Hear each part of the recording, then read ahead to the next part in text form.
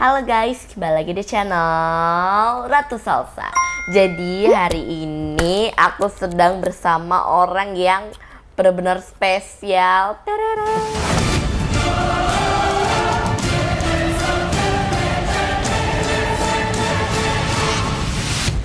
Novita Dewi. Tante Novita. Halo, apa kabar sayang? Baik.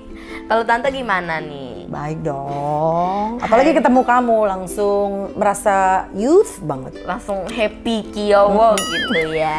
Kiowo. Nah hari ini aku mau ada nanya-nanya sama Tante. Kita ngobrol bareng santai-santai. Aku mau nanya kayak tentang karir Tante dulu zaman-zaman X-Factor. Pasti banyak banget ya itu kenangannya. Yes. Oke, kita mulai aja ya guys. Tapi sebelumnya pastiin kalian udah subscribe dulu ya, dan tombol loncengnya dihidupin.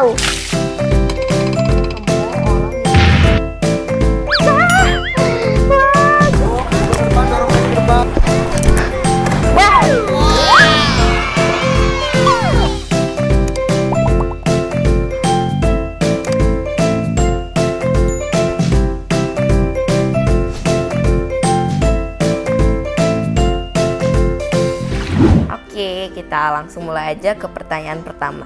Oke, pertama, sejak umur berapa Tante ikut lomba-lomba nyanyi? Aku ikut lomba nyanyi itu sebenarnya udah sangat-sangat terlambat. Maksudnya? Dibanding sama teman-teman yang udah kamu tahu di dunia perfestivalan yang udah terkenal di ajang-ajang pencarian bakat, aku yang paling telat. Kenapa tuh? Boleh diceritakan? Karena orang tuaku kan penyanyi, papiku kan penyanyi legend Batak ya, dan seringnya tuh mereka membawa aku ke konser-konser papi, sehingga tidak terlalu berpikir untuk memasukkan anaknya ke festival. Misalnya papi konser nih, keliling konser di mana gitu, terus aku ikut gitu dan diajak nyanyi sepanggung gitu. Nyanyi bareng di panggung? Iya, bahkan disuruh nyanyi sendiri setelah papi nyanyi. Iya, asik banget. Tapi aku baru ikut-ikut festival itu di di SMP kelas 3. SMP kelas 3? Iya, sementara yang lain udah dari SD TK ya? udah suaranya udah gitu-gitu. Akunya telat. Dan itu pertama kali ikut Cipta Pesona Bintang di RCTI waktu itu. Oh, di RCTI. Ajang pencarian bakat juga? Iya, sangat terkenal pada masanya. Pada masanya ya. Masih inget gak lomba pertama itu di mana dan event apa? Lomba pertama itu tadi yang secara komersil dan secara meluas ya itu RCTI. RCTI. Tetapi pertama kali yang tidak ada embel-embel di TV dan media itu Festival Rohani. Festival Rohani. Lagu Rohani waktu itu bareng sama Joy Tobing. Joy Tobing juara 1, aku juara 2. Oke, nggak apa-apa, yang penting juara. Tapi itu baru pertama kali. Itu menurut aku itu hebat loh, untuk pertama kali langsung dapet juara 2. Kalau aku juara 11 atau 10 kali ya. Iya. Oke. Lucu ya, kamu suaranya gede banget ya. Iya nih, keturunan dari ayah ya mungkin. Tapi kamu nyanyi juga kan? Nyanyi semuanya lah ya. Sebenarnya multi talent lah ya. Gak semuanya juga. Ya, host juga. Masih ada kekurangan juga pasti. Oh gitu. Ya. Pertanyaan ketiga, ikut lomba itu kemauan sendiri atau memang disuruh ortu? Dua-duanya sih. Sebenarnya mami papi tuh nggak pernah memaksakan kehendak. Iya, sama alhamdulillah lah ya. Iya, nggak pernah. Soalnya kalau dipaksa orang tua tuh nggak enak banget. Kayaknya berlawanan dengan keinginan kita. Apalagi waktu kita masih muda kan kayaknya merasa paling bener, ya kan? Tapi memang waktu itu mami papi sama sekali tidak ada nyuruh. Mereka cuma buka TV. Terus pada saat itu tante. Panggil aku tante. Terus dari itu dikasih lihatlah acara Cipta Pesona Bintang itu. Waktu itu almarhum Glenn Fredly yang masih jadi finalis. Terus aku tertarik banget ketika ngeliat dia, aduh pengen lo Dewi masuk sini gitu. Okay. Oh ya? Terus mami papi kayaknya sepakat, ayo kita nonton di Gedung Kesenian Pasar Baru, inget banget. Okay. Dibawalah di situ nonton. Nonton jadinya tuh? Nonton pas grand final. Pas grand final, Glenn Fredly itu sangat-sangat memukau penampilannya. Kenapa tuh, boleh dijelaskan? Dia berbeda memang, dia berbeda. Different. Makanya memang waktu dia di situ juga semua udah pada melihat kalau dia tuh punya aura bintang yang sangat-sangat jelas, terpampang nyata gitu kan. Terus dia nyanyi sambil gini-gini. Wah, aku masih ingat outfitnya dia tuh pakai jas merah, celana merah, pakai topi. Terus dia waktu itu bertanding dengan penyanyi-penyanyi yang udah terkenal sekarang. Aku gak usah sebut lah. Tapi dia juara grand finalnya saat itu. Dan aku amazed, aku terpukau. Dan aku bilang aku harus ikut. Jadi yang membuat aku pengen masuk festival-festivalan suara kayak gitu ya almarhum Glenn Fredly. Oke, terinspirasi. Dan dia salah satu penyanyi favorit sepanjang masa buat aku. Oke. Karya-karyanya meskipun dia sudah di sana, tapi tidak melepas apa ya, lagu-lagu dia kan juga long lasting. Kamu harus dengar biar kamu mungkin tahu. Pernah denger tapi nggak tahu lagu beliau. Mungkin biasanya kayak gitu. Iya. Oke. Karena kamu juga belum merasakan.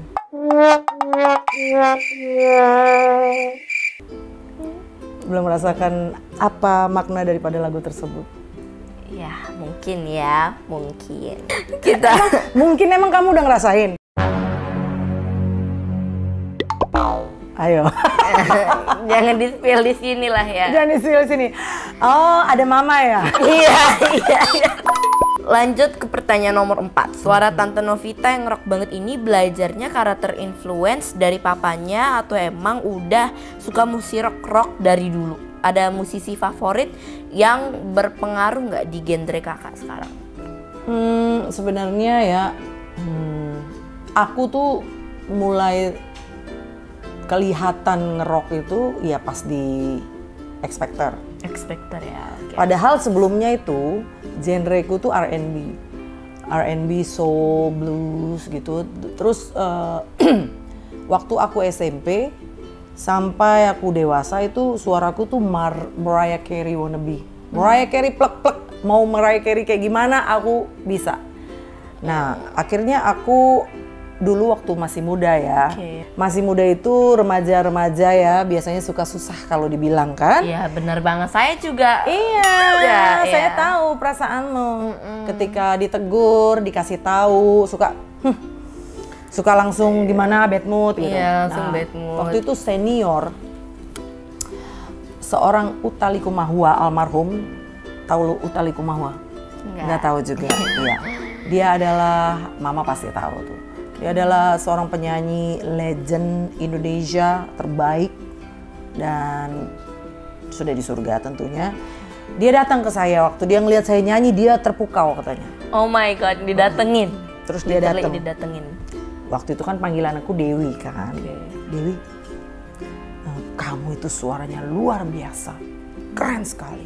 Kamu itu bisa ya seperti Mariah Carey katanya. Mariah Carey. Iya, karena aku ngomongnya, iya karena aku suka banget sama Mariah Carey. Aku tuh cinta banget. Aku tuh blablabla gitulah pokoknya. Iya, caper lah ya pokoknya. Pokoknya Mariah Carey pokoknya harus gitu. Terus tiba saatnya ketika dia bicara.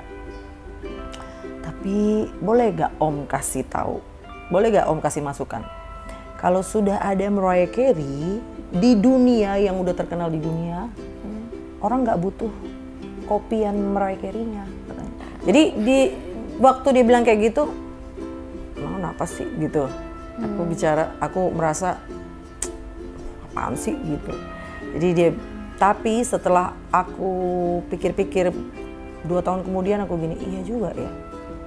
Ngapain? Kalau kayak kita beli CD nih, ya kan? Kita udah punya CD aslinya, dulu kan ada CD tuh, CD. Pokoknya kalau punya CD kaset lah ya bahasanya. Bukan CD. Pokoknya kalau kita udah bisa beli CD dulu, itu kayaknya udah keren banget. Bisa koleksi berapa CD penyanyi-penyanyi terkenal. Mama kayaknya dulu gitu sih. Pokoknya udah keren banget gitu. Terus ketika kita punya CD yang orisinilnya, tapi ada yang apa itu namanya? Versi KW. KW-nya atau bajakannya. Ya orang akan pilih yang mana? Pasti yang original. Original. Jadi itu ilustrasinya. Ketika udah ada Mariah Carey yang tak unbeatable, tidak terkalahkan lah. Tapi ada pengikut-pengikutnya yang mau sama dengan dia. Orang, kamu tuh hanya jadi copycat-nya dia aja, tapi kamu tuh tidak punya identitas katanya. Dan itu ternyata benar banget.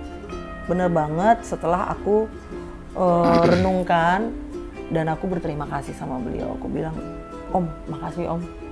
Ternyata masukannya sangat-sangat bermanfaat.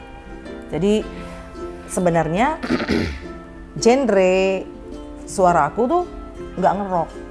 Tapi dengan bergantinya zaman, tergerus itu suara berubah sendiri. Jadi kamu nanti nih suara kamu bisa berubah gitu. Apalagi kalau kamu latihan vokal, kamu akan lebih bagus lagi. Nah entah kenapa lama-lama kok suara gue kayak bokap gue, Jack Marpaung gitu loh. Ada serak-seraknya gitu. Tapi justru waktu di X Factor yang membuat para juri seneng, kalau Novita tuh ternyata tinggi pun bisa serak. Mereka kira nggak mampu, ternyata bisa serak. Jadi itu yang mereka anggap sesuatu yang unik. Okay. Jadi aku tidak menyesali suaraku yang akhirnya dianggap orang tuh rock. Cuma kalau mau bicara kesukaan aku rock atau rock atau R&B, aku suka R&B. Tetapi ya arah daripada timbre vokal aku lama-lama ke rock nggak masalah juga, karena itu yang membawa aku ke ajang X Factor sampai bisa jadi runner up gitu. Jadi disyukuri aja apapun. Ya harus bersyukur ya guys. Ya dan kamu juga harus jadi diri sendiri. Of course. Aku sebenarnya dari dulu tuh rambut aku kan emang kayak gelombang-gelombang gini ya tante. Dulu aku nggak sadar. Aku pengennya rambut aku lurus gitu.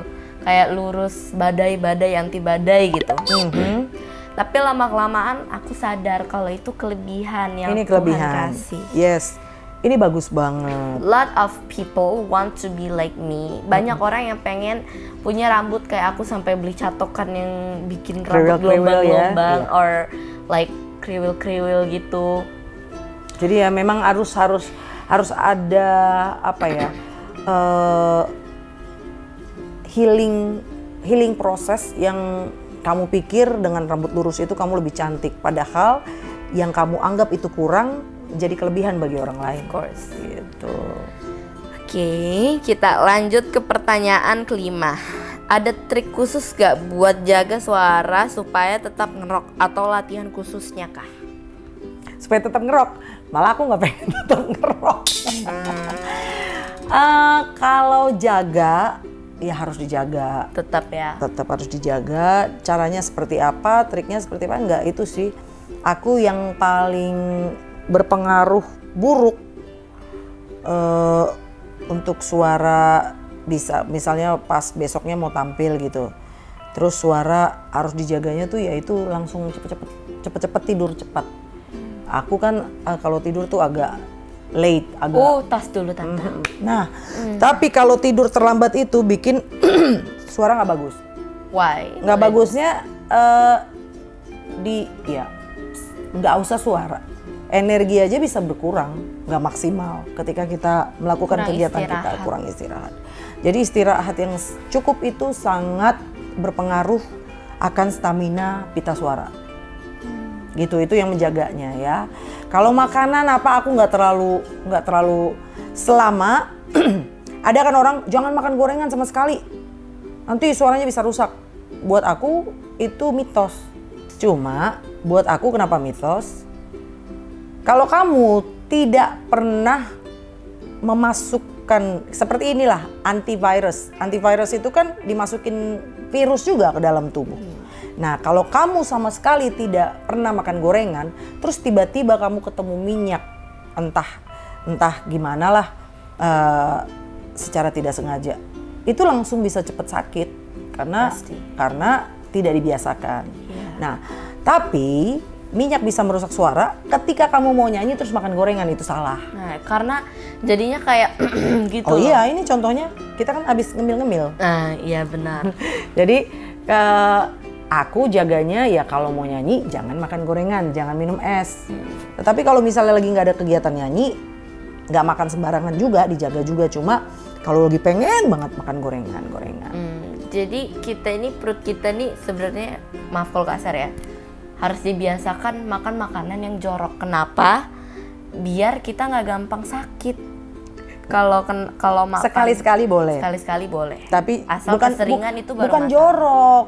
Kurang sehat sih itu lebih tepatnya. Iya, lebih tepatnya. Kalau jorok jangan dimakan. Itu jadi diempaskan. Kegiatan Tante selama pandemi kemarin apa aja? Boleh di-spill mungkin dari 2020 semenjak pandemi COVID-19 ya. Kegiatan saya bertambah malah karena pandemi. Kenapa? Potensi-potensi yang terpendam selama ini yang tidak kita ketahui mencuat keluar karena keadaan. Jadi keadaan bisa keadaan bisa membuat kita lebih rajin atau lebih nerimo gitu loh. Maksudnya ada respon orang-orang tuh yang berbeda-beda. Jadi misalnya karena pandemi agak sepi nih job gitu kan. Pasti. Ada teman-teman saya tuh yang ya udahlah terima aja. Terima kenyataan aja. Guys. Cuma duduk diam dan tidak berpikir untuk melakukan sesuatu di luar daripada nyanyi gitu. Maksudnya buat usaha yang lain, coba keterampilannya yang tadinya tidak tahu akhirnya jadi tahu gitu. Nah, itu yang aku dapat sih selama pandemi. Jadi tetap bersyukur walaupun memang agak mematikan job nyanyi pandemi ini. Of course. Tetapi kita bisa cari di bidang yang lain. Tuhan mau ngelihat kamu tuh bisa mengembangkan talenta kamu gak? Kayak kamu dikasih talenta menyanyi, gitu kan? Tetapi kalau kamu pintar, kalau kamu berhikmat, kamu tuh bisa mencari dan bertanya kepada Allah, kepada Tuhan, apa lagi talentaku Tuhan? Masa cuma ini aja? Nanti Tuhan akan arahkan. Jadi jangan berdiam diri hanya karena keadaan yang memang membuat kamu tuh down gitu. Justru di saat keadaan menekan, kita harus berpikir apa lagi yang bisa kita lakukan untuk kita bisa bangkit dari keadaan yang menekan. Nangis boleh tapi jangan berlebihan. Maksudnya jangan kelamaan. Iya, boleh. Kalau terlalu dipendam juga nggak bagus buat mental. Rasanya nggak enak gitu ya kalau dipendam. Nah, bisnis yang Tante kerjakan ini dasarnya dari hobi atau kebetulan lewat aja? Nggak hobi sih. Bisnis yang aku sebenarnya sebelum X Factor aku memang suka mengeksplor sesuatu yang membuat aku sibuk. Okay. Aku nggak suka diem sebenarnya. Ya soalnya kalau diem tuh kayak, apalagi kalau ngelamun gitu ya, tiba-tiba apa ini gitu. Jadi memang aku orangnya aktif dan itu nurun dari bokap sih. Bokap tuh orangnya aktif banget. Terus dan mami juga orangnya nggak bisa diem juga. Terus aku kenapa nggak bisa diem juga? Otakku tuh dalam tidur aja mikir, udah dari muda tuh seperti itu. Jadi memang dari dulu, dari sejak selesai SMA, aku kuliah itu selalu cari apa yang bisa dikerjakan. Nah dulu waktu kuliah sering buat bisnis kecil sama teman-teman. Oke. Gitu kan? Boleh ada contohnya nggak? Bikin bazar-bazar. Oh, bazar gitu. Kita punya pakaian-pakaian bekas gitu kan. Terus aku kan dulu punya genggongan kan. Ya biasa ya kalau udah kelas 5, kelas 6 SD itu pasti bikin geng-gengan. Pasti. Ya, ini di kuliah aku punya geng gitu kan. Nah, jadi geng ini cewek-cewek cantik semua. Ya kan, cewek semua cantik. Nah, udah itu kita tuh ada berdelapan geng ini. Wah, 8 wage apa ini guys? Dan sangat terkenal di kampus itu waktu itu, Davjektim. Ditakuti ya? Enggak ditakuti, enggak. Kita bukan yang macan gitu. Terus kita bikin sesuatu gitu supaya bermanfaat juga buat kita. Terus kita ngeband, pokoknya banyak yang kita lakukan. Nah dari situ, setelah dari situ kita akhirnya karena kita ngeband di kampus, akhirnya ada orang yang melihat kita dicomot deh tuh satu-satu gitu. Kebanyak. Jadi di gengku ini ada 3 orang penyanyi gitu. Oke. Nah, udahlah kita nyanyi lah kan. Nah, aku ngeband sambil kuliah. Tapi mami tuh sangat-sangat menentang pulang malam. Karena aku kan perempuan kan. Kalau di kafe kan kayak gitu. Akhirnya nggak tahan aku karena mami ngomel terus, kasihan juga.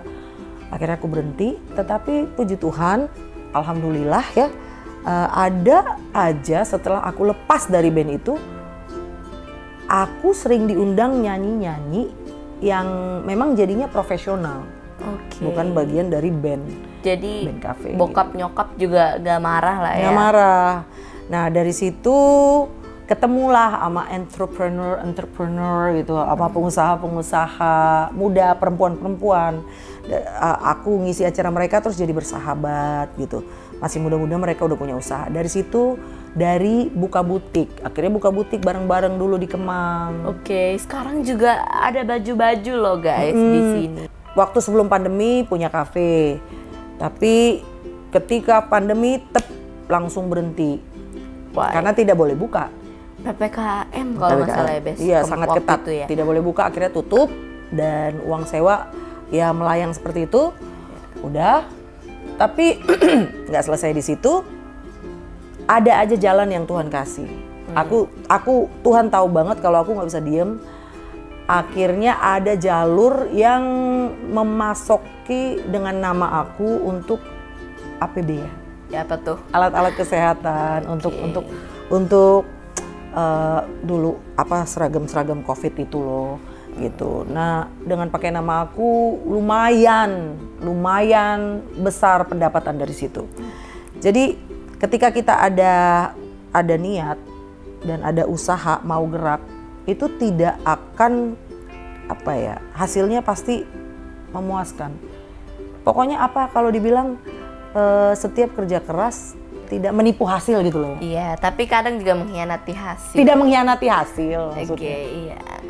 Kadang mengkhianati hasil. Kadang. So tahu deh, kenapa? Ya, banyak lah ya. Dia kayak punya itu ya, pengalaman hidup yang... Bukan pengalaman hidup, ini tidak serius-serius sekali sih. Oke, semoga bisnis Tante lancar-lancar ya. Amin. Jadi Makasih, besar, sayang. banyak yang tahu, terus cabangnya melebar ke seluruh Indonesia. Amin. Jadi mau diajarin nih sekarang? Mau, boleh Yakin? banget. Nanti Boleh sakit perut banget. keliengan loh. Teknik diafragma itu memang dia bisa ngecilin perut. Pasti pada suka. Wah, nih. ini ya aku kan? butuh banget nih untuk menutupi dosa-dosa pada perut. Perlemakan. Itu bisa ngecilin perut. Tarik nafas, itu perut kamu keluar. Ketika kamu keluarkan nafas, perut kamu ke dalam.